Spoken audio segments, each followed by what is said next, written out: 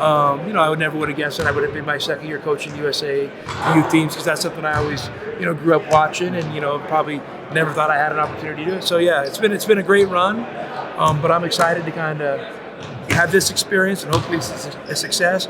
But I'm really looking forward to getting back to Tucson, to kind of hit and reset, and kind of refreshing everything, and getting that beginner's mindset, and attacking things with next year's team. Thank you, first of all, for joining me today.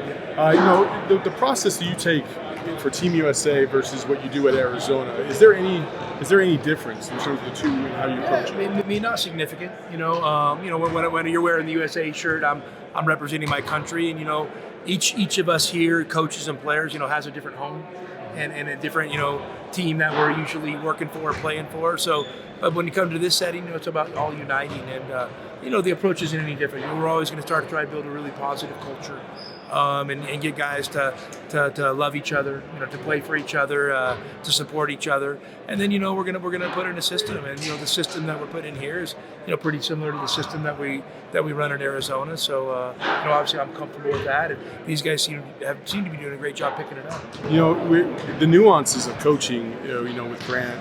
Obviously, the other coach, I forgot his name was Michael. Sorry. Yeah. In terms of like on the court, how much do you guys talk about the process and the things you're going to try and get accomplished on the court? And then when you get in onto the floor, if there's any maybe tweak, something you would do that maybe Grant wouldn't coach, how do you guys? For sure. We're always sharing. That's one of the cool things, and it's our second year together as a staff. And, you could just feel it on day one that, not that last year was awkward or anything, but, we were all getting to know each other. And this year, we met, I think, it was like Thursday or Friday night, and we got in town, and we all got together, and it felt like old times. Yeah. So, we're able to get in the court. We have a good flow together and a good understanding. And those guys, were kind of helped me with the system last year, so they're having comfort with it, and I definitely ask them how they do things. It's a great time for me to learn as well. Yeah, that's the cool thing about this, is that you're constantly learning stuff like that, but also the approach with the players. I'm sure some of these guys you've recruited, they've opted to either go other places or even join you at Arizona.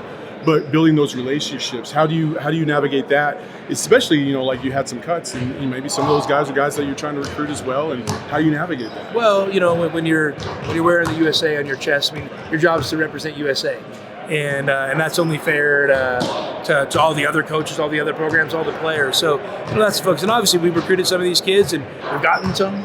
We haven't gotten others, and I don't know. If a kid doesn't make the cut, then I don't know.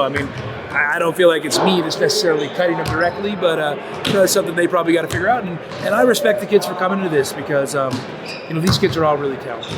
I think there's a stat that 40% of the guys that get cut still from the make tryouts, it to the NBA. Make it to the NBA. So and I think 30% end up being first-round picks. So Dalen Terry was a great example of that. So these guys all have bright futures ahead of them, and hopefully they come to this experience and they learn. But I respect them for coming, because you start with over 30 guys. Everyone knows you're only going to end up with 12, so everyone knows there's a chance you can get cut. So for kids to put themselves in a vulnerable position like that, I think is really cool.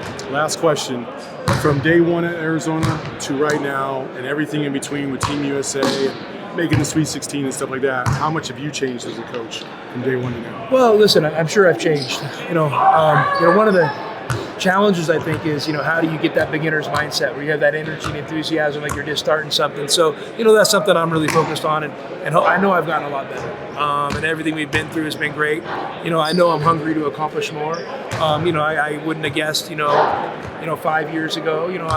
I'm proud of what we've done in Arizona, but I know there's more work to do.